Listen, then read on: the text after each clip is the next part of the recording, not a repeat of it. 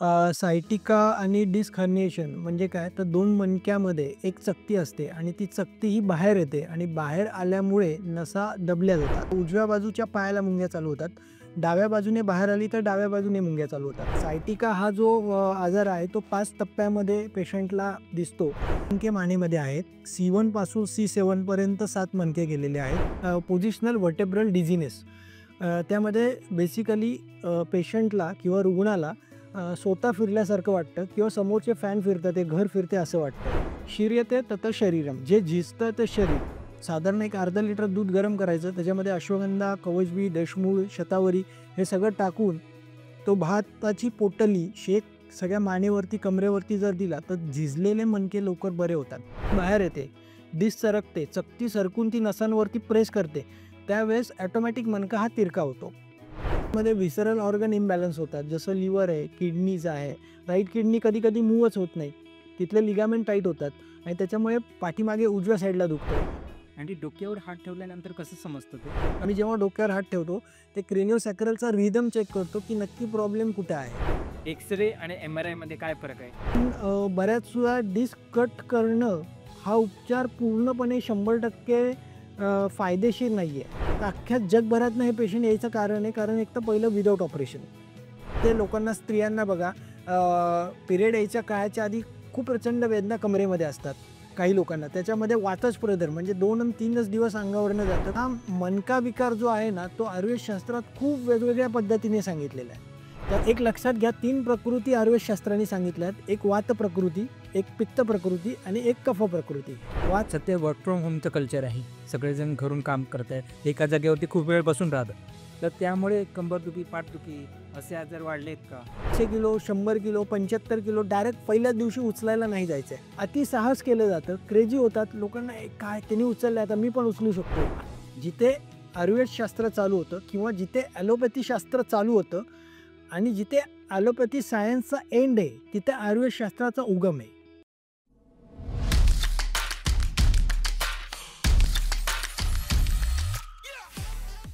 नमस्कार सर, नमस्कार. तुमच्या या पॉडकास्टमध्ये मनापासून स्वागत आहे. एकदा जरा तुमची ओळख आमच्या प्रेक्षकांना करून द्या, की तुम्ही काय केलंय आणि सध्या काय करता, तुमचं क्लिनिक कुठे आहे याबद्दल. नमस्कार, मी डॉक्टर विराज भंडारी, स्पाईन मणका विकार तज्ज्ञ. मी गेली 2008 पासून मणक्याच्या विकारावरती विना ऑपरेशन, विना injection, manual therapy, structural integration, facial manipulation, visceral manipulation म्हणजे ऑर्गन बॅलन्सिंग, हे सगळं आपण पुढे येणार आहोत ही सगळी नावं. इंटिग्रेटेड थेरपी मी सगळ्या करतोय. माझं बेसिक एज्युकेशन हे BMS झालं, त्यानंतर MD आयुर्वेदातनं रसशास्त्र वैषज्य कल्पना म्हणजे MD मेडिसिनमधनं मी MD केलं आणि त्यानंतर माझे 30 ते 40 कोर्सेस ऑस्ट्रेलिया, इंग्लंड, US ला झाले.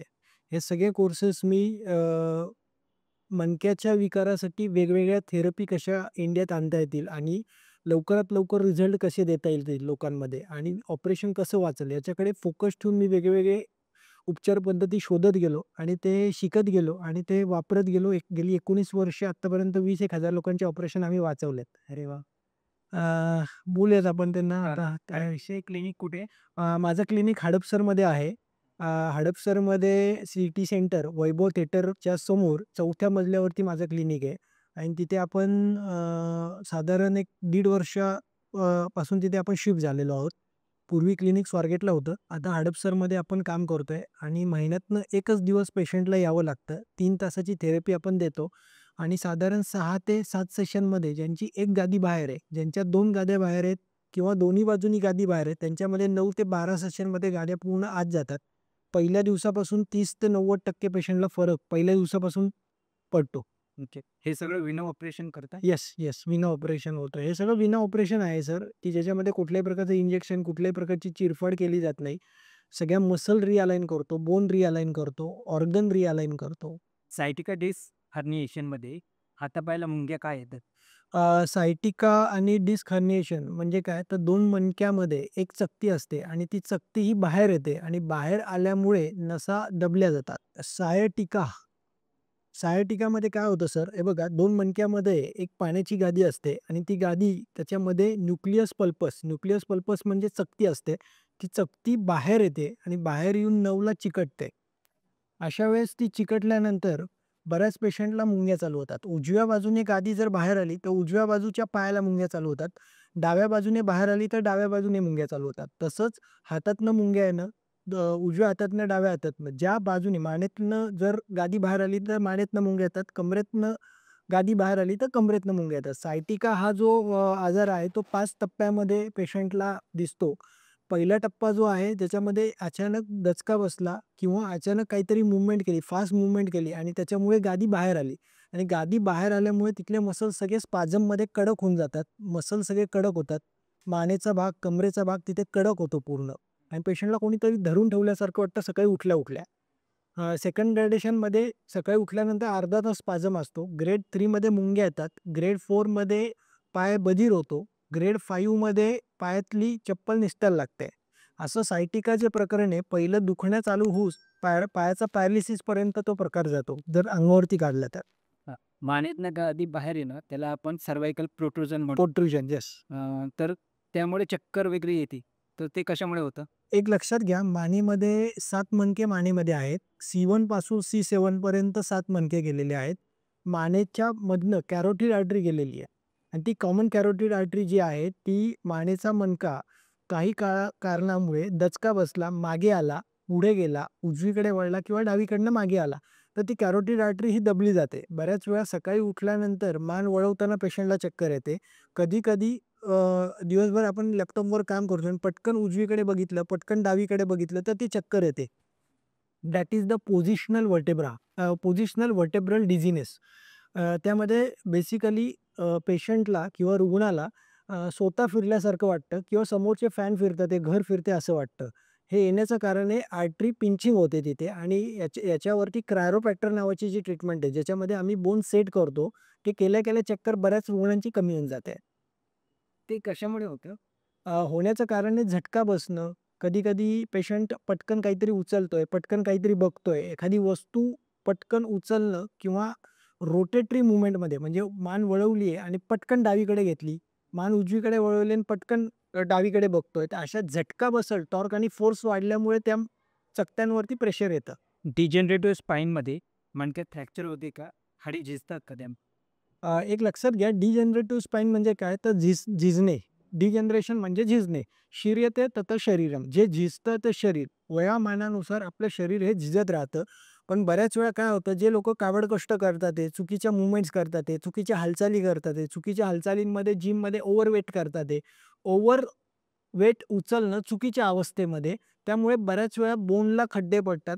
बोन डिजनरेटिव्हमध्ये जातात. तिथे ऑस्टिओफाइट्स निर्माण होतात आणि त्यावेळेस बऱ्याच वेळा ऑस्टिओफाइट्स निर्माण झाल्यामुळे किंवा फ्रॅक्चर्स होतात, कारण 2 मणके एकमेकांना घासले जातात. 2 मणके घासल्यामुळे बऱ्याच वेळा व्हर्टेब्रल सेगमेंटमध्ये खड्डा पडतो आणि त्यावेळेस पेशंटला ते मसलवरती ओढ निर्माण होते त्याची आणि मसलवरती ओढ निर्माण झाल्यामुळे पेशंटला कोणीतरी मागणं पकडून ठेवलंय का असं फिलिंग येतं. त्याच्यामध्ये डिंकाचे लाडू खाणं, हळीवाची खीर पिणं, ह्या जर गोष्टी केल्या तर तो फ्रॅक्चर्स हे कमी होतात. त्याचबरोबर तिथे तेलाची धारा, मुरुएन्ना नावाचं तेल आहे, तसंच पिंड तेल नावाचं तेल आहे. मेडिकेटेड ऑइल जे आहेत, ते मेडिकेटेड ऑइलची साधारण 1 लिटर ऑइल नॅपकिन भिजवायचा आहे आणि तो नॅपकिनची पट्टी त्या झिजलेल्या भागात ठेवली तेलाची, तर त्याने खूप चांगल्या प्रकारे फरक पडतो. त्याचबरोबर पिंडस्वेद. पिंडस्वेद म्हणजे काय? तर भात जो आहे, षष्टिशाली पिंडस्वेद, लाल रंगाचा जो भात येतो, तो भात आपल्याला दुधामध्ये शिजवायचा आहे. त्याच्यामध्ये दशमूळ भरड 2 चमचे पावडर, एरंडाची भरड, निरगुडीची भरड पावडर, पावडर फॉर्ममध्ये 2-2 चमचे टाकायचे. अश्वगंधा, कवचबी, अनंतमूळ, मंजिष्ठा हे सगळं त्या भातात शिजवायचं चांगला आणि तो भात उरचंडीमध्ये बांधायचा रुमालामध्ये आणि त्या भात साधारण एक अर्धा लिटर दूध गरम करायचं. त्याच्यामध्ये अश्वगंधा, कवचबी, दशमूळ, शतावरी हे सगळं टाकून तो भाताची पोटली शेक सगळ्या मानेवरती, कमरेवरती जर दिला, तर झिजलेले मणके लवकर बरे होतात. पण ह्याचा रेडीमेड फॉर्म्युला तुमच्याजवळ असतो का? हो, आमच्याकडे आहे आणि तो आम्ही YouTubeला दिलेला आहे लोकांसाठी. हे घरगुती करता येण्यासारखं आहे, कारण हे जर घरगुती प्रोसेस एक साधारण 6-7 महिने जर रेग्युलर आठवड्यातनं 3 दिवस केली, तर लवकरच रिझल्ट्स खूप चांगले येतात. वाकडा-तिकडा मणका खरंच विना ऑपरेशन तो आपण दुरुस्त करू शकतो? एक लक्षात घ्या, वाकडा होणं म्हणजे काय? 2 मणक्यातली जी गादी आहे, ती बऱ्याच वेळा बाहेर येते आणि बाहेर आल्यामुळे ऑटो इम्यून सिस्टम अशी आहे, की मणक्याला तिरकं करते. मणका तिरका होणं हे जे लक्षण आहे ते मणका तिरका होतं म्हणजे काय, तर बॉडी ऑटोइम्यून सिस्टम काय करते, ज्यावेळेस गादी बाहेर येते, डिस्क सरकते, चकती सरकून ती नसांवरती प्रेस करते, त्यावेळेस ऑटोमॅटिक मणका हा तिरका होतो. त्या मणक्याला आपण काय करतो, मॅन्युअल थेरपीमध्ये आम्ही वेगवेगळ्या प्रकारच्या थेरपीज वापरतो. ज्याच्यामध्ये पहिली थेरपी आहे फेशियल मॅनिप्युलेशन. फेशियल मॅनिप्युलेशनमध्ये काय केलं जातं, ज्याच्यामध्ये तुमचे मानेचे मणके, शोल्डर्स, पेल्विसचा भाग, ज्यांचा पेल्विस पुढे गेलाय, मागे गेलाय, शिफ्ट झालेला आहे, कंबर पुढे गेली आहे, कंबर मागे गेली आहे, त्याला रिअलाइन द सगळे सेगमेंट एका ग्रॅव्हिटीमध्ये आणतो. जसं मान जी आहे, काही लोकांची बघा मान अशी तिरकी असते, काही लोकांची मान पुढे गेलेली असते, काही लोकांचा खांदा वर खाली असतो, काही लोकांचा पेल्विस तिरका होतो. तर हे सगळ्या गोष्टी फेशियल मॅनिप्युलेशन ट्रीटमेंटमध्ये एक-एक मसल आपण रिलीज करतो आणि त्याला पॅरलल ज्या मसल्स आहेत त्याच्याशी त्याचं रिलेशन आणून देतो, की त्या एकसारख्या नॉर्मलला आणून देतो. जिथे-जिथे नोड्स बनल्यात, गाठी बनलेल्या आहेत, त्या गाठी सोडवल्या जातात. त्याच्यामुळे पोश्चर करेक्ट होतं यामध्ये. याला स्ट्रक्चरल इंटिग्रेशन नावाची ट्रीटमेंट म्हणतात. त्याचबरोबर आपण काही पेशंटमध्ये व्हिसरल ऑर्गन इम्बॅलन्स होतात. जसं लिव्हर आहे, किडनीज आहे. राईट किडनी कधी-कधी मूव्हच होत नाही. तिथले लिगामेंट टाईट होतात आणि त्याच्यामुळे पाठीमागे उजव्या साईडला दुखतं. काही लोकांची डावी किडनी मूव्ह होत नाही. तिथले लिगामेंट टाईट होतात. त्याच्यामुळे डाव्या साईडची पाठ दुखायला लागते. काही लोकांच्या स्प्लीनमध्ये मूव्हमेंट होत नाहीत नॉर्मल. ते लिगामेंट टाईट होतात. मग डावा पाय दुखायला लागतो. तर हे सगळं आम्ही डोक्यावरती पेशंटचे हात ठेवतो आणि चेक करतो, की नक्की कुठला व्हिसरल ऑर्गन हा प्रॉब्लेममध्ये आहे. बऱ्याच वेळा कधी-कधी डोक्यामध्ये प्रॉब्लेम असतो. ब्रेनमधलं फ्लुइड मिसअलाइन असतं. मग आम्ही पेशंटच्या डोक्यावरती हात ठेवतो आणि चेक करतो, की नक्की क्रेनिओसॅक्रल रिदम कसा आहे डोक्यामध्ये. पेशंटचं राइट फ्रंटल कॉर्नल सुचर आहे, लेफ्ट फ्रंटल कॉर्नल सुचर आहे, सजिएटल सुचर्स आहेत. आपण लहानपणी बघा जन्मल्या-जन्मल्या आपली आजी त्या सुचर्सवरती मसाज करते. टाळू भरणं जे म्हणतात. त्या सुचरची स्वतःची एक मूव्हमेंट आहे आणि ती मूव्हमेंट जर मिसअलाइन झाली, तर बऱ्याच वेळा न्यूरोलॉजिकल प्रॉब्लेम क्रिएट होतात. जसं पायातली ताकद जाते, हातापायातले मुंग्या यायला लागतात. त्याच्यामुळे बऱ्याच वेळा कंबर पण दुखते. तर हे सगळी लक्षणं डोक्यावरती हात ठेवून चेक केलं जातं. ब्रेनमध्ये फॉल्ट आहे का व्हिसरल ऑर्गनमध्ये फॉल्ट आहे का मस्क्युलोस्केलेटल एखादा मणका मागे आलाय आणि त्याच्यामुळे कंबर दुखतीये का? मग हे सगळं डायग्नोसिस इज व्हेरी इम्पोर्टंट. त्याचबरोबर आपण हे नर्व्होस्कोप नावाचं मशीन आणलंय. हे मशीन मानेच्या पहिल्या मणक्यापासून ते कमरेपर्यंत आपण पेशंटला लावतो आणि चेक करतो नक्की मणका उजवीकडे सरकलाय का डावीकडे सरकलाय. आणि यातनं नक्की आजार हा ॲक्यूट आहे का क्रोनिक आहे, खूप दीर्घकाळापासून आजार आहे का, हे आपल्याला समजतं आणि त्याच्यानंतर आपण ती ट्रीटमेंट ठरवतो की कस्टमाइज की पेशंटला नक्की काय करायचं आहे. प्रत्येक सायटिकाचा पेशंट हा कस्टमाइज ट्रीटमेंट जर दिली तर तो बरा होतो. अच्छा. आणि डोक्यावर हात ठेवल्यानंतर कसं समजतं ते? डोक्यावरती हात ठेवल्यानंतर आपल्या डोक्यामधले एक लक्षात घ्या, की लिजन जे आहे डोक्यावरती आपलं फ्लुइड आहे. डोक्याच्या आतमध्ये फ्लुइड आहे. ते फ्लुइड आम्हाला जसं आम्ही हात ठेवला, ते फ्लुइड आम्हाला दाखवतं, की राइट किडनीकडे व्हिसरल ऑर्गनकडे प्रॉब्लेम आहे का मागे मस्क्युलोस्केलेटल आहे. फ्लुइडचं सेन्सेशन की लिजन सापडून देतं. एक लक्षात घ्या, बॉडी आतमधनं प्रत्येक वेळेस मूव्ह होत असते. आतमधलं लिक्विड मूव्ह होत असतं. आम्ही जेव्हा डोक्यावर हात ठेवतो, ते क्रेनिओसॅक्रलचा रिदम चेक करतो, की नक्की प्रॉब्लेम कुठे आहे. तो रिदम समजतो, की तो दाखवतो रिदम, की नक्की प्रॉब्लेम कुठे आहे. एक्स-रे आणि एम-आर-आयमध्ये काय फरक आहे? एक लक्षात घ्या, एक्स-रे, एम-आर-आय ह्या 2 गोष्टी मणक्याच्या तपासणीसाठी केल्या जातात. त्याच्यामध्ये एक्स-रेमध्ये आपल्याला पेल्विसचा भाग हा पुढे गेलाय, मागे गेलाय, उजवीकडे गेलाय, डावीकडे गेलाय हे समजतं. त्याच्याबरोबर स्पायनस प्रोसेसेस ज्या आहेत, या सगळ्या स्पायनस प्रोसेसेस ज्या आहेत, त्या एका लाईनमध्ये आहेत का नाही ते एक्स-रेमध्ये समजतं. त्याचबरोबर ऑब्च्युरेटर फोरामेनचे डायमीटर समजतात किती आहे, सॅक्रोइलिएक जॉइंट किती डायमीटर आहे ते समजतं.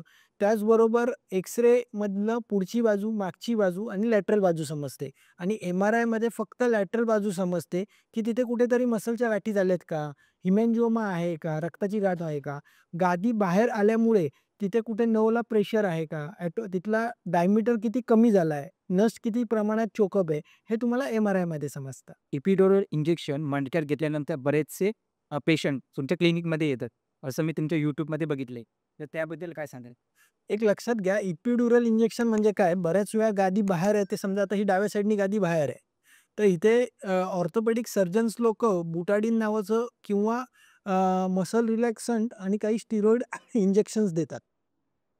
एपिड्युरल इंजेक्शनमुळे बऱ्याच वेळा काही आता काय होतं, की एम-आर-आयमधनं ठरवतात की कुठे नक्की इंजेक्शन द्यायचं आहे. बऱ्याच वेळा कधी-कधी पेशंटला उजव्या साईडला दुखत असतं. मग उजव्या साईडला गादी बाहेर असेल तर उजव्या साईडला, पण कधी-कधी त्या दुखण्याचा रूट कॉज डावीकडे असू शकतो हे एक्स-रेमध्ये दिसतं. तर मग ते इंजेक्शन देऊन तिथे उपयोग होत नाही. कधी-कधी 2 मणक्यातलं अंतर एक कमी झालेलं असतं. ते इंजेक्शन देऊन ते अंतर वाढत नाही. तर एक लक्षात घ्या, एपिड्युरल इंजेक्शनमुळे साधारण एक 100 केस स्टडीजमध्ये जर इंजेक्शन दिलं, तर एक 2 ते 3% लोकांना फायदा होतो. काही लोकांना परत रिओकरन्स होतात त्याचे. तर आणि मॅन्युअल थेरपी जी आहे, त्याच्यामध्ये आपण पूर्ण स्ट्रक्चर रिअलाइन करतो. म्हणजे मानेचे मणके, पाठीतले मणके, कमरेचे मणके ह्याला परत रिअलाइन केलं जातं. जिथे-जिथे मणके पुढे गेलेत, मागे गेलेत, वर-खाली झालेत, त्याला परत रिअलाइन केलं जातं. ते मणके रिअलाइन करणं हे मॅन्युअल थेरपीमध्ये केलं जातं. त्याच्यामुळे तिथे रिओकरन्स नाहीये. नाहीतर काय होतं, नुसतं इंजेक्शन दिलं, तिथला भाग फक्त सुटतो गादीचा. परंतु ती गादी परत बाहेर येते कारण 2 मणक्यातलं अंतर कमी झालेलं असतं. लॅमिनेक्टॉमी आणि डॉक्टर भंडारी क्लिनिक सेंटरमध्ये काय फरक आहे? एक लक्षात घ्या, लॅमिनेक्टॉमीलाच डिसेक्टॉमी म्हणतात. लॅमिनेक्टॉमी म्हणजे काय? 2 मणक्यातली जी गादी बाहेर आली आहे, जी गादी बाहेर आल्यामुळे ही जी चकती जी मध्ये दिसतीये तुम्हाला, ही चकती बऱ्याच वेळा पेशंटची बाहेर येते. बाहेर येते म्हणजे काय होतं, हे बघा, फर्स्ट ग्रेडमध्ये इथे बाहेर आलं, सेकंड ग्रेडमध्ये इथे बाहेर आलं, थर्ड ग्रेडमध्ये अजून बाहेर येते. तर ही चकती बाहेर आल्यामुळे डॉक्टर लोकं काय करतात, या चकतीला कट करतात. त्याला म्हणायचं लॅमिनेक्टॉमी किंवा डिसेक्टॉमी, डिस्क कट करणे. पण बऱ्याच वेळा डिस्क कट करणं हा उपचार पूर्णपणे 100% फायदेशीर नाहीये. फायदेशीर नाहीये म्हणजे काय? तर एक लक्षात घ्या, जिथे फक्त डिस्क बाहेर आली आहे, झटका बसून डिस्क बाहेर आहे, तिथे नक्कीच त्याचा फायदा होतो. परंतु काही केसमध्ये 2 मणक्यातलं अंतरच कमी झालेलं असतं. काही पेशंटमध्ये मसल जे आहेत ते शॉर्टनिंगमध्ये गेलेले असतात. काही पेशंटमध्ये पुढचे व्हिसरल ऑर्गन जे आहे, आपल्या मणक्याच्या पुढे ऑर्गन्स आहेत. 13 ते 14 ऑर्गन्स आहेत. जसं लिव्हर आहे, डिओडिनम आहे, स्टमक आहे, right kidney, left kidney, spleen, यकृत, प्लिहा. हे ऑर्गन मिसअलाइन होतात आणि ते लिगामेंट तिथले टाईट झाल्यामुळे मणक्याला ओढ लागते एक प्रकारची पुढच्या दिशेने किंवा मागच्या दिशेने. तर ती ओढ जोपर्यंत कमी होत नाही, तोपर्यंत ती गादी बाहेर यायचा प्रकार वारंवार होत राहतो. म्हणून लॅमिनेक्टॉमी करून डॉक्टर लोकं डिस्क कट करतात. पण डॉक्टर भंडारी स्पाईन टेक्निक जे आहे, जे आम्ही डेव्हलप केले, आमचे R&D आम्ही आमची त्याची 19 वर्षात 30 ते 40 थेरपी एकत्र केल्या. म्हणून आम्ही त्याला नाव ते दिलंय. त्याच्यामध्ये बेसिकली काय होतं, की क्रायोप्रॅक्टर नावाची ट्रीटमेंट आहे, ज्याच्यामध्ये जो मणका मागे आलाय, त्याला आम्ही पुढे ढकलतो. जो मणका वर-खाली झालाय, उजवी साईड वर गेली, डावी साईड खाली आली, तर त्याला आम्ही रिअलाइन करतो. क्रायोप्रॅक्टर, बोन सेटिंग, हाडवैद्य. इंडियामध्ये बऱ्याच खेडेगावामध्ये हाडवैद्य संकल्पना होती, की जे बोन स्वस्थानातनं बाहेर आलंय, जे बोन मिसअलाइन झालंय, त्याला आम्ही रिअलाइन करतो. त्याचबरोबर दुसरी ट्रीटमेंट जी आहे ती म्हणजे visceral manipulation, organ balancing, neuromeningeal manipulation. Neuromeningeal manipulation म्हणजे काय? जिथे-जिथे सॅक्रल प्लेक्सस, सायटिका सारखी नऊ खाली येऊन तिथे तिचा गोळा झालाय, तिथे गुठळ्या बनल्यात, त्या गुठळ्या आम्ही सोडवतो. कधी-कधी ब्रेनमध्ये ब्रॅकियल फ्लेक्ससमध्ये मानेच्या तिथे गुठळ्या झाल्या, त्या गुठळ्या सोडवल्या जातात. लिम्फ नोड वाढलेत, लिम्फ नोड कडक झालेत आणि ते लिम्फ नोड अडकून बसलेले आहेत, तर त्याला आम्ही डिसॉल्व्ह करतो. त्याचबरोबर कॅलोजन फायबर रिलीज केले जातात. त्याचबरोबर मसलला रिअलाइन केलं जातं. जिथे-जिथे मसल शॉर्ट झाल्यात, मसल कडक झाल्यात, स्नायू कडक झालेत, लिगामेंट कडक झालेत, तर त्याला परत रिअलाइन करणं, रिजनरेट करणं, ह्या सगळ्या थेरपी आम्ही साधारण महिन्यातनं 1 दिवस पेशंटला बोलवतो पुण्यामध्ये. 3 तास थेरपी देतो आणि 3 तास थेरपीमध्ये ह्या सगळ्या थेरपी केल्या जातात आणि कस्टमाइज ट्रीटमेंट असते. प्रत्येक पेशंटची ट्रीटमेंट ही कस्टमाइज असते आणि याच्यामध्ये साधारण 9 ते 12 सेशन्स वेगवेगळे असतात. त्याच्यामध्ये एका दिवशी साधारण एक 70 ते 80 मसल आम्ही पूर्ण रिजनरेट करतो ते सगळे आणि रिअलाइन करतो. रिजनरेशन, रिअलाइन, की पेशंटला परत त्रास झालाच नाही पाहिजे, हा विचार करून आम्ही ती ट्रीटमेंट देतो आणि नक्कीच त्याचा फायदा होत आहे. अच्छा. तुमच्याकडे कुठून-कुठून पेशंट्स येतात? माझ्याकडे आत्ता भारतातनं प्रत्येक जिल्ह्यामधनं पेशंट आहे. म्हणजे आज महाराष्ट्रातला जेवढे जिल्हे आहेत, त्या प्रत्येक जिल्ह्यामधनं आत्तापर्यंत पेशंट येऊन गेलेत. आत्ता चंद्रपूर, नाशिक, उस्मानाबाद, बार्शी, बारामती, डोंबिवली, अंधेरी, दादर, कर्नाटक, गुजरात, MP, UP, जम्मू-काश्मीर. परत दुबईतनं महिन्याला 8 ते 10 पेशंट येतात. नेदरलँडच्या महिन्यातनं 1-2 पेशंट चालू असतात. ऑस्ट्रेलियातनं 1-2 पेशंट येतात. स्वित्झर्लंडमधनं 1-2 पेशंट येतात. तर अख्ख्या जगभरातनं हे पेशंट यायचं कारण आहे, कारण एक तर पहिलं विदाऊट ऑपरेशन. आणि एक लक्षात घ्या, ह्या थेरपीमुळे रिअलाइनमेंट आणि रिजनरेशन ह्या दोन्ही गोष्टी होतात आहे. पेशंट तर बरा होतोच आहे, पण रिजनरेशन आणि रिअलाइनमेंट गेल्या 10 वर्षातले मी केस स्टडी बघतोय, की फेल्युअर रेट हा 0.1% आहे. अच्छा. की ज्याला परत त्रास झाला असे फार कमी आहेत. जर तुम्ही प्रॉपर योगा करताय, प्रॉपर एम-ई-टीची एक्सरसाइज करताय, प्रॉपर सूर्यनमस्कार करताय, रोज चालणं ठेवताय, वेळेवर जेवण करताय, वेळेवर झोपताय, तर नक्कीच आजार हा परत होत नाही. मणक्याचा टीबी आणि पॉट्स पाईन बरा होऊ शकतो का? मणक्याचा टीबी नक्कीच बरा होतो. मणक्याच्या टीबीमध्ये आपण फेशियल मॅनिप्युलेशन आणि व्हिसरल मॅनिप्युलेशन ही ट्रीटमेंट देतो. मणक्याच्या टीबीमध्ये काय होतं, बऱ्याच वेळा खड्डे पडतात आणि ते खड्डे पडून तिथले सगळे मसल्स कडक होऊन जातात, शॉर्टनिंगमध्ये जातात. तर मणक्याचा टीबी हा नक्कीच बरा होतो. त्याला आयुर्वेदिक चिकित्सेमध्ये धारा ट्रीटमेंट, जळवा लावणं, जळवा लावून तिथनं रक्त काढणं, त्याचबरोबर पिचू ट्रीटमेंट जर केली, तर नक्कीच तो टीबी बरा होतो. मणक्याचे आजार अजून कोणते-कोणते आयुर्वेदिक शास्त्रात सांगितलेले आहे? एक लक्षात घ्या, मनका विकार म्हणून एक सेपरेट अध्याय कुठंच नाहीये आयुर्वेदशास्त्रामध्ये. मनका विकार हा बऱ्याच वेळा बऱ्याच आजारांचं लक्षण म्हणून आलेला आहे. एक लक्षात घ्या, तुम्ही जर बघितलं पहिला अध्याय आयुर्वेदशास्त्रात आला ज्वर निदान. ज्वर म्हणजे ताप. तापामध्ये वातज्वर असेल, तिथे मणक्याच्या ठिकाणी दुखणं, मणक्याच्या ठिकाणची हाडं त्रिक संधिशूल म्हणजे सॅक्रमचा भाग दुखणं, टेलबोन दुखणं, खांदे अवघडणं, जांभळं येणं, सगळे अंगमर्द, सगळे अंग आणि अंग दुखणं. त्याचबरोबर पित्तज्वर आहे. पित्तज्वरामध्ये मणक्याचा भाग गरम होणं, कफज्वर मणक्याच्या ठिकाणी थंडी वाजून ताप येणं, त्याचबरोबर रक्तपित्त. रक्तपित्त म्हणजे बऱ्याच वेळा संडास वाटे खूप रक्त जातं, लघवी वाटे रक्त जातं किंवा डोळ्यातनं रक्त जाणं, तोंडातनं रक्त जाणं, नाकाचा घोळणा फुटणं आणि तो घोळणा फुटून धातुक्षय होऊन मणका दुखार. त्याचबरोबर मूळव्याध, कॉन्स्टिपेशन, संडासला कुंटणं, जोर लावणं आणि त्यातनं मणक्याचा विकार. त्याचबरोबर जुलाब फार झाले आणि त्यातनं मणक्याचा विकार. बऱ्याच पिरियड्समध्ये लोकांना, स्त्रियांना बघा, पिरियड यायच्या काळाच्या आधी खूप प्रचंड वेदना कमरेमध्ये असतात काही लोकांना. त्याच्यामध्ये वातच प्रदर म्हणजे 2 आणि 3च दिवस अंगावरनं जातं, कमी अंगावरनं जातं, त्यामुळे पण कंबरदुखी असते. मग त्या कंबरदुखीमध्ये ज्येष्ठ मधाचं चूर्ण आणि काळं मीठ जर खाल्लं, तर ती वेदना लगेच कमी होते. दशमूलारिष्ट नावाचं एक औषध आहे. ते 3 चमचे औषध, 3 चमचे पाणी जेवणानंतर 3 महिने त्या लेडीजनी घेतलं, तर ते पिरियड्स नॉर्मल होतात आणि ती कायमची कंबरदुखी त्यांची बरी होते. त्याचबरोबर मूतखडा आणि कंबरदुखी.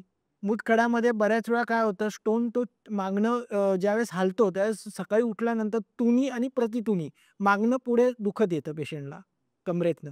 मग त्याच्यामध्ये जर त्या काळामध्ये विलायची, हिरवी विलायची चघळली 2 ते 3 दाणे, कंबरदुखी कमी होते.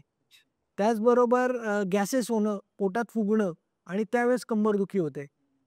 बऱ्याच वेळा अजीर्ण होणं, पित्त वाढणं प्रचंड, मळमळणं आणि त्यावेळेस मान दुखायला लागते, अप्पर शोल्डर दुखायला लागतात. मग हा मणका विकार जो आहे ना, तो आयुर्वेदशास्त्रात खूप वेगवेगळ्या पद्धतीने सांगितलेला आहे. त्याचबरोबर गरविष.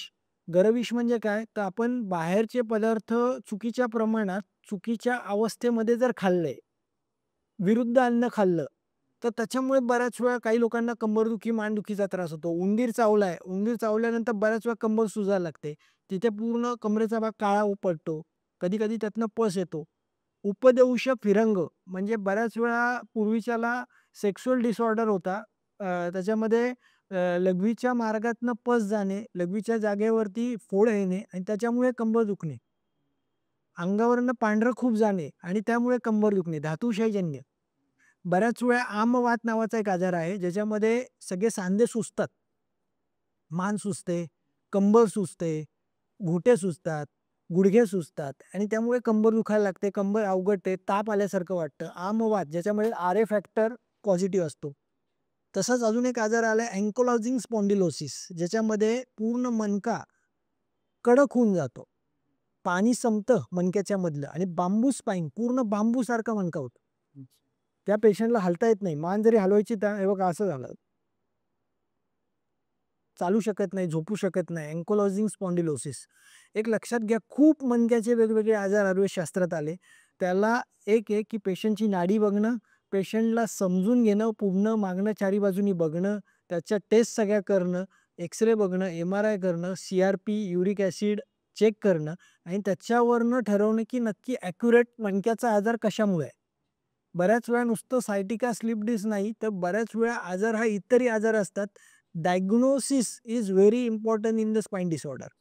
मणका कॅन्सर बरा होऊ शकतो?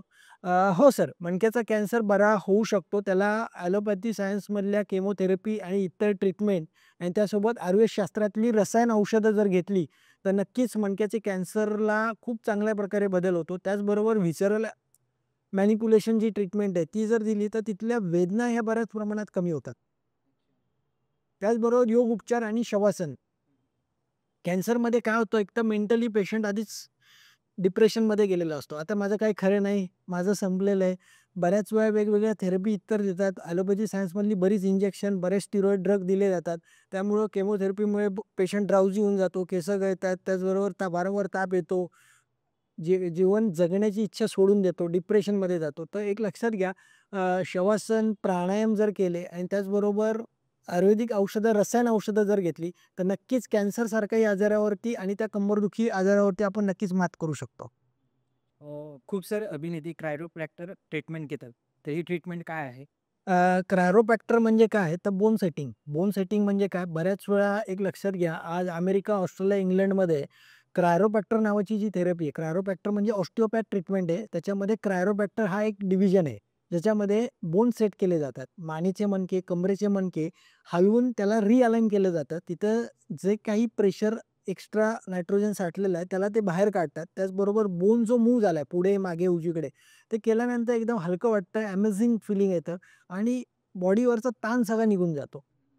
मसलमधला कडकपणा सगळा निघून जातो. त्याचबरोबर जे वारंवार होणारी कंबरदुखी आहे, वारंवार होणारी मानदुखी आहे, ही क्रायोप्रॅक्टरने पूर्णपणे कमी होते. जे लोकं जिम करतात त्यांची बॉडी जिम करून एक्सरसाइज करून खूप स्टिफ होती. तर त्यांनी मसाज ट्रीटमेंट घेणं किती गरजेचं आहे? एक लक्षात घ्या, जसं वय वाढतं आणि जसं एक्सरसाइज वाढतो, तसं अभ्यंगम नित्यम आचरेत. अभ्यंगम म्हणजे काय? तर अंगाला तेल लावणं. अंगाला आपल्या स्वतःहून शेंगदाण्याचं तेल, अ,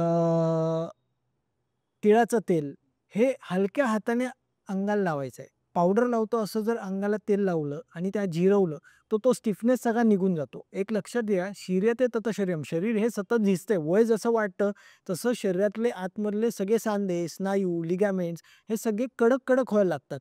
तिथली मोबिलिटी कमी होते. त्याच्यामुळे कंपल्सरी एक्सरसाइज करणं आणि तेल लावणं, रोज नित्यनियमाने अभ्यंग करणं हे खूप-खूप गरजेचं आहे आणि त्याचबरोबर शेक घेणं पण महत्त्वाचं आहे. आपल्या घरच्या घरी आपण तेल लावायचं, सगळ्या डोक्यापासून पायापर्यंत तेल लावणार आहात आणि तेल लावून झाल्यानंतर तिथे आपल्याला आपल्या घरी कुकर असतो. कुकरची शिट्टी काढायची. कुकरमध्ये 2 ते 3 एरंडाची पानं, 10 पानं निरगुडीची, शेवग्याची एक 4-5 पानं हे सगळं टाकायचं आहे आणि चांगला वाफारा मानेपासून पायाच्या बोटांपर्यंत द्यायचा आहे. हे जर आपण आठवड्यातले 2 ते 3 दिवस केलं, तर मानेचा, कमरेचा कडकपणा सगळा कमी होऊन जातो. आणि तेल कोणते लावायचं यूज? तेल हे शक्यतो खोबऱ्याचं तेल, ज्यांची पित्त प्रकृती आहे, ज्यांच्या अंगावरती रॅशेस येतात किंवा ज्यांचं शरीर हे पूर्ण पांढरं आहे, पित्त प्रकृती ज्यांची आहे, त्यांनी शक्यतो खोबऱ्याचं तेल लावावं. ज्यांची वात प्रकृती आहे, त्यांनी तिळाचं तेल लावावं. जे खूप धातुक्षय ज्यांना झालाय, खूप वीकनेस येतोय, सारखं वारंवार, त्यांनी शेंगदाण्याचं तेल लावावं. हे 3 तेल जर मिक्स प्रकृती आहे, तर मिक्स तेलही वापरू शकतो आपण. खोबऱ्याचं तेल आणि शेंगदाण्याचं तेल मिक्स करून वापरू शकतो. तिळाचं तेल आणि शेंगदाण्याचं तेल मिक्स करून वापरू शकतो. ज्यांची खूपच कोमल त्वचा आहे, नाजूक आहे, खूप थकावट आहे, त्यांनी गाईचं दूध आणि गाईचं तूप हे मिक्स करून मसाज करावा. अच्छा. त्यांनी खूप चांगल्या प्रकारे ताकद वाढते. आता ही प्रकृती आहे ना, ती कसं कळेल की माझी कोणती प्रकृती आहे? एक लक्षात घ्या, 3 प्रकृती आयुर्वेदशास्त्राने सांगितल्यात. एक वात प्रकृती, एक पित्त प्रकृती आणि एक कफ प्रकृती. वात प्रकृतीचा माणूस हा कृश असतो, सडपातळ असतो, चंचल असतो. त्याला हालचाली फास्ट करायची सवय असते. प्रत्येक गोष्टी फास्ट करायच्या सवयी असतात. पित्त प्रकृतीचा माणूस हा गोरापान असतो. मध्यम बांधा असतो त्याचा आणि कफ प्रकृतीचा माणूस हा जाड असतो, लिथार्जी असतो, शांत एकदम हत्तीसारखा शांत असतो. एकदम जाड आणि सगळ्या मूव्हमेंट शांत, सावकाश. त्याच्या अंगावरती केसं भरपूर प्रमाणात असतात. कफ प्रकृतीचा माणूस. पित्त प्रकृतीचा माणूस हा रागीट असतो. सतत त्याला काही काय बोललं की चिडचिड येते, लाल होतो, लालबुंद होऊन जातो. वातच प्रकृतीचा माणूस हा चंचल असतो. आणि याच्यावरनं कृश माणूस मध्यम बांधा आणि जाड बांधा. स्लीप डिस्कचा आजार झाला असेल, तर आपण मूव्हमेंट्स कशा कराव्यात? उठणं-बसणं, झोपणं असेल आपलं. एक लक्षात घ्या, आपण बऱ्याच मूव्हमेंट करू. सकाळी उठल्यापासून झोपेपर्यंत आपण कमीत कमी 400 ते 600 हालचाली करतो.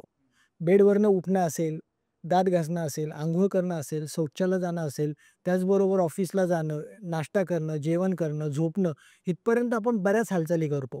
तर हालचाली करत असताना एका मूव्हमेंटमध्ये 1 तासापेक्षा जास्त वेळ बसायचं नाहीये. तुम्ही जर बसलेला आहात, 1 तासानंतर कंपल्सरी उठायचंय, 2 मिनिटं चालायचंय, परत 1 तास जागेवर बसा. त्याचबरोबर तुम्ही अ, उभे आहात, तर 1 तासानंतर कंपल्सरी बसायचे 5 ते 10 मिनिटं.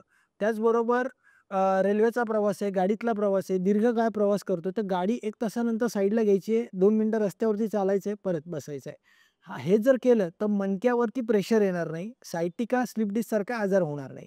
आणि कुठलीही मूव्हमेंट करताना फास्ट करायची नाहीये.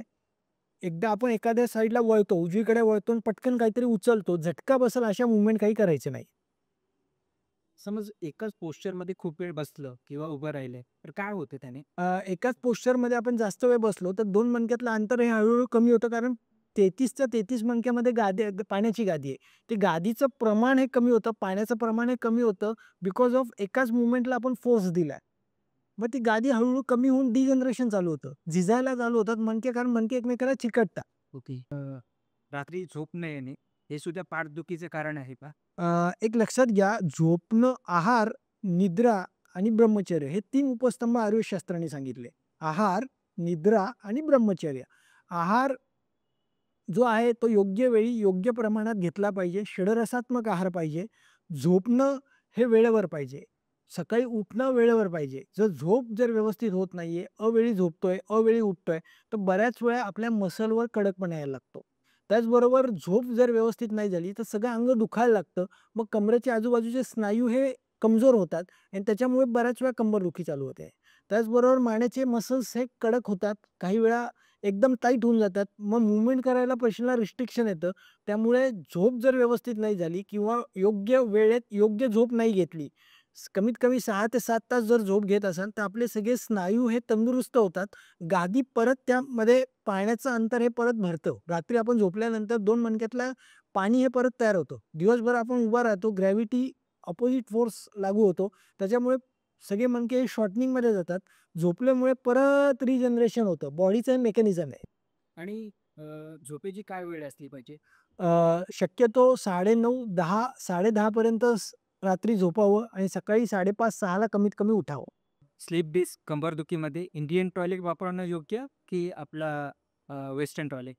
एक लक्षात घ्या, इंडियन टॉयलेट जे आहे त्याच्यामध्ये आपण पाय फाकून बसतो. त्याच्यामुळे काय होतं, बऱ्याच वेळा आपणाचा वेग खाली असतो. आपणाचा वेग इझिली मोशन होतात. बऱ्याच वेळा तुम्ही वेस्टर्न टॉयलेटमध्ये जर बसलात तर उठावं लागतं, जोर द्यावा लागतो. त्यामुळे मलस्तंभ, कॉन्स्टिपेशन आणि त्यामुळे पाठदुखी असे विकार होतात. तुमची एखादी केस स्टडी सांगा, ज्यांना ऑपरेशन सांगितलं होतं, पण त्यांनी तुमच्याकडून ट्रीटमेंट घेतली आणि त्यांना ऑपरेशन करावं नाही लागलं, अशी एखादी? अ, माझ्याकडे एक 28 वर्षाची मुलगी आली होती. जस्ट ती एक कपड्याच्या दुकानात कामाला होती आणि कपड्याच्या दुकानात ती बॉक्सेस लावणं आणि बॉक्सेस आलेला माल सॉर्ट करणं तिचं काम होतं. तर एकदा ती सॉर्टिंग करत असताना दिवाळीचा सीझन होता. प्रचंड प्रमाणात माल आलेला होता आणि ते माल उचलण्यामध्ये तिला झटका बसला आणि कमरेतनं गादी ही बाहेर आली आणि कमरेतनं गादी ही बाहेर आल्यानंतर तिचा पाय जो आहे, उजवा पाय जड पडायला लागला, मुंग्या यायला लागल्या. पूर्ण शरीर तिचं तिरकं झालं. उजव्या साईडची कंबर उजव्या साईडला बाहेर आली. शोल्डरचा भाग सगळा डावीकडे गेला. 2 पावलंही ती चालू शकत नव्हती. प्रचंड प्रमाणात मुंग्या येत होत्या. मग तिने सोलापूरमध्ये पहिलं ऑपरेशन केलं आणि ऑपरेशन झाल्यानंतर एक 3 महिन्यानंतर परत जसं आहे तशीच ती कंबर परत शिफ्ट झाली आणि गादी त्याच प्रमाणात बाहेर आली. मग ती दुसरं ऑपरेशन तिने पुण्यामध्ये केलं आणि पुण्यामध्ये ऑपरेशन शिवाजीनगरला केल्यानंतर एक 1.5 महिन्यात परत एपिसोड झाला. म्हणजे 2 ऑपरेशन करून ती माझ्याकडे आली, की आता ऑपरेशन नाही करायचंय, आपल्याला काहीतरी बिना ऑपरेशनच विचार करून ती माझ्याकडे आली आणि त्यावेळेस एक डॉक्टर नादर्गी म्हणून सोलापूरचे, त्यांनी ती केस माझ्याकडे रेफर केली. ती मुलगी आल्यानंतर आम्ही तिला सगळं चेक केलं. चेक केल्यानंतर आम्ही ट्रीटमेंट चालू केली आणि ट्रीटमेंट चालू केल्यानंतर फर्स्ट डे तिचं जवळ-जवळ 60% तो भाग सगळा सरळ झाला. मग त्यानंतर पुढची ट्रीटमेंट दिली आणि साधारण एक 6 ते 7 ट्रीटमेंट नंतर तिच्या मणक्यातल्या ज्या गादी आहेत, त्या परत रिअलाईन झाल्या. सगळे मसल रिअलाईन झाले. तिथली ताकद परत वाढली आणि मेन म्हणजे ती रोज 1-1 तास चालायला लागली आणि सगळी कामं परत करायला लागली. तिच्या 3 डिलिव्हऱ्या झाल्या. आता ही केस होऊन मला 8 एक वर्ष झालेत. त्याचबरोबर दुसरी एक 10वीतली मुलगी होती. रात्री झोपली अभ्यास करून आणि 2 ते 3 उशा घेऊन ती झोपली आणि सकाळी उठल्यानंतर मान अवघडून गेली. तर बऱ्याच वेळा आपल्या खेडेगावात लोकं एक आजी असतात, की ज्या मान मोडून देतात किंवा तेल चोळून देतात. तिने त्या आजीकडे गेली आणि ती मान फार दुखते म्हणून तिने ती मोडून घेतली आणि तिचा मणका तिथे फ्रॅक्चर झाला आणि तो मणका फ्रॅक्चर झाला, तर ती जर उभी राहिली आणि एक 10 पावलं चालायला लागली, चक्कर येऊन खाली पडली. मग तिला पुण्यामध्ये एका ठिकाणी ऑर्थोपेडिक सर्जनने 16 किलोचं ट्रॅक्शन लावून ठेवलं होतं आणि ते ट्रॅक्शन 6 महिने होतं आणि त्यांना ऑपरेशन सांगितलं होतं वेगळ्या-वेगळ्या 5 ते 6 दवाखान्यांमध्ये. मग ती माझ्याकडे आली, मी ते ट्रॅक्शन काढलं. ट्रॅक्शन काढलं, ती लगेच चक्कर येऊन खाली पडली माझ्यासमोरच. म्हणजे ती केस घ्यायची का नाही घ्यायची, आम्ही ती केस घेतली आणि तुम्हाला सांगतो की पहिली ट्रीटमेंट मी चालू केली. चालू केल्यानंतर पहिल्या ट्रीटमेंटमध्ये मी ट्रॅक्शन काढलं आणि पाठीवर झोपून मी माझे फेशियल मॅनिप्युलेशन नावाची पहिली ट्रीटमेंट ज्याच्यामध्ये मसल रिलीज केल्या. क्रायोप्रॅक्टरचं सेशन दिलं आणि क्रायोप्रॅक्टर सेशन दिल्यानंतर तिला चालायला लावलं. तर ती एक 10-12 पावलं चालली. परत चक्कर आली. चक्कर येऊन ती खाली पडली. त्यानंतर मग आम्ही परत पुढची ट्रीटमेंट दिली आणि साधारण एक तिसऱ्या ट्रीटमेंटनंतर तो प्रकार तिचा कमी झाला आणि 8व्या-9व्या ट्रीटमेंटनंतर 100% रिकव्हरी तिच्यामध्ये मिळाली. गाद्या पूर्ण आत गेल्या, मसल रिअलाइन झाले, ताकद वाढली कारण तिचे सगळे हाताचे सांधे, पायाचे सांधे, पाय लपकत पडत होता. पायातली चप्पल बसत नव्हती. थोडं चाललं तरी पाय लपकून जायचा आणि ती पडायची खाली. म्हणजे 8 ते 9 सेशनमध्ये ती खूप चांगल्या प्रकारे बरी झाली. आज ती स्वतः सायकल चालवतीये. स्वतः बुलेट चालवून तिने पेढे घेऊन आली, की माझं पूर्ण दुखणं हे कमी झालंय. अरे वाह! ज्यांना सायटिका स्लीप डिस्कचा आजार आहे, त्यांनी सेक्शुअल इंटरकोर्स करावा की नाही करावा? एक लक्षात घ्या, जशी आहाराची भूक आहे, तशी मैथुनाची भूक आहे माणसाला. जसं पाणी प्यायची इच्छा होते, तसं मैथुनाची इच्छा होते. परंतु ज्यावेळेस डिस्क एक्सक्रूड झाली आहे, पेशंटच्या कमरेमध्ये पूर्ण स्पाझम आहे, पायामध्ये स्पाझम आहे. अशा वेळेस वेट अँड वॉच, तिथले मसल्स सगळे रिलीज होऊ द्या, तिथले मूव्हमेंट इझिली होऊ द्या आणि त्यानंतर इंटरकोर्स करा. बऱ्याच वेळा काय होतं, मसल कडक आहेत आणि तुम्ही इंटरकोर्स करताय. त्या पोझिशनमध्ये गेल्यानंतर बऱ्याच वेळा काय होतं, की पायांना गोळे येतात, पाय तसाच अडकून बसतो आणि कंबर पूर्ण अडकून बसते 2-3 तास. असे पेशंट मी 2-3 वेळा बघितलेले आहेत. त्यामुळे एक लक्षात घ्या, ग्रेड 1 to 3 पर्यंत ज्यांना मणक्याचा त्रास आहे, गादी बाहेर आली आहे, पण तिथले मसल लूज आहेत. ईझी मूव्हमेंट करता येतात ते. एका अंगावरती इझिली होता येतं, डाव्या कुशीवर इझिली होता येतं. त्यांनी नक्कीच इंटरकोर्स करायचा आहे, पण महिन्यातनं 1 दिवस इंटरकोर्स करा. त्याचबरोबर ज्यांचे कंबर फार कडक झाल्यात, मसल फार टाईट झालेले आहेत, हालता येत नाहीये, अशा अवस्थेत शक्यतो इंटरकोर्स करू नका. नाहीतर अजून दुप्पट पद्धतीने ते मसल सगळे लॉक होतात. कारण बिकॉज ऑटो इम्यून सिस्टम काय करते, गादी बाहेर पडून न देण्यासाठी ऑटोमॅटिक तिथले मसल टाईट करून टाकते. मग त्यावेळेस तुम्ही शेक घ्या. गरम पाण्याचा शेक घ्यायचा किंवा वाफारा घ्यायचा. एम-ई-टीचे लंबर एक्सरसाइज करायचे. तिथले मसल रिलीज झाले, कडकपणा कमी झालाय, देन गो फॉर इंटरकोर्स. कधी-कधी बघा क्रॅम्प येतो पाठीमध्ये वगैरे. त्यावेळी काय करायचं?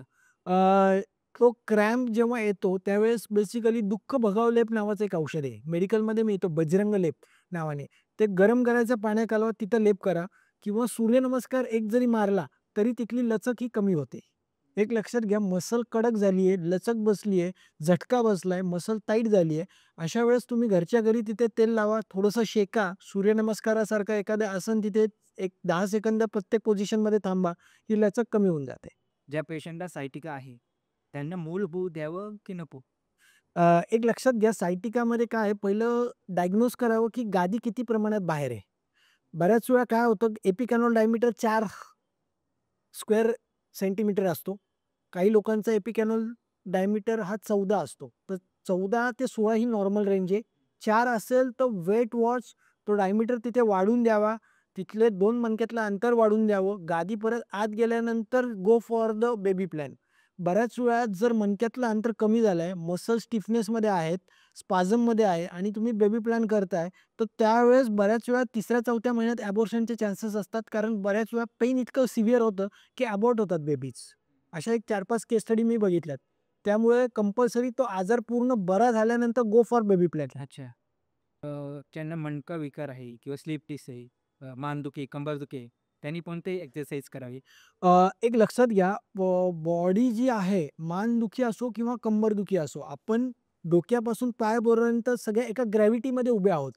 तर त्या ग्रॅव्हिटीमध्ये प्रत्येक स्ट्रक्चरला मोबिलायझेशन करणं, प्रत्येक स्ट्रक्चर हलवणं, प्रत्येक स्ट्रक्चरला स्ट्रेंथ मिळवणारे एक्सरसाइज केले पाहिजेत.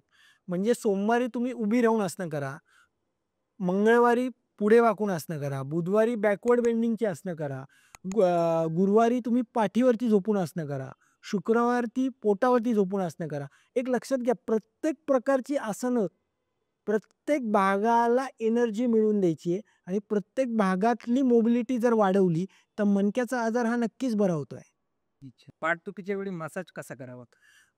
एक लक्षात घ्या, पाठदुखीच्या वेळेस कंबर दुखत असेल, पाठ दुखत असेल, तर पाठ अवघडली असेल, तर तिथे आपल्याला डीप मसाज घ्यायचा आहे. पण जिथे पाठ दाबल्यानंतर बरं वाटतंय, पाठ दाबल्यानंतर बरं वाटतंय, फीलिंग इज बेटर, तिथे तुम्ही वरच्या दिशेपासून खालच्या दिशेपर्यंत मसाज करायचा आहे. म्हणजे मानेपासून कमरेपर्यंत खालच्या दिशेने मसाज करायचा आहे. त्याचबरोबर कमरेपासून पायाच्या बोटांपर्यंत मसाज करायचा आहे. पण जिथे मसाज केल्यानंतर कंबर अजूनच लॉक होते, अवघडते, तिथे आर्म साठलाय, तिथे ताप येतोय, कंबर लचक भरल्यासारखं वाटते मसाज केल्यानंतर, तिथे मसाज नाही करायचा आहे. तिथे तुम्हाला फक्त मोहरीच्या तेलाने शेकायचं आहे. वाळूनी शेकायचे. वाळू गरम करायची, पोटलीत भरायची, मोहरीच्या तेलात तव्यावरती 2 ते 3 चमचे मोहरीचं तेल टाकायचं, वाळू गरम केलेली पुरचुंडी गरम करायची आणि ते कमरेच्या भागात शेक द्यायचा आहे. तिथे तुम्ही मसाज नाही करायचा आहे.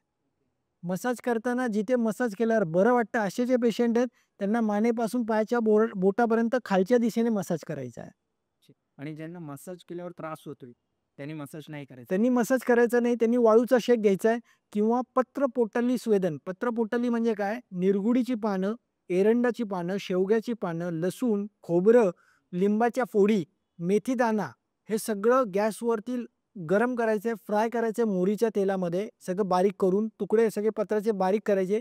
मोहरीच्या तेलात फ्राय करायचे. ती पुरचुंडी रुमालामध्ये भरायची आहे. मोहरीचं तेल गरम करायचं आहे आणि त्या पुरचुंडीनी कंबर सगळी शेकायची आहे. तिथला आम सगळा पचवून द्यायचा आहे. त्या काळामध्ये कमीत कमी अन्न खायचं आहे. हिरव्या मुगाची खिचडी खायची आहे सकाळ संध्याकाळ 4 दिवस. तो आम सगळा पचला आहे. दाबल्यानंतर बरं वाटायला लागलंय, तर समजायचं तो मग पेशंट आम तिथला पचला आहे. अच्छा.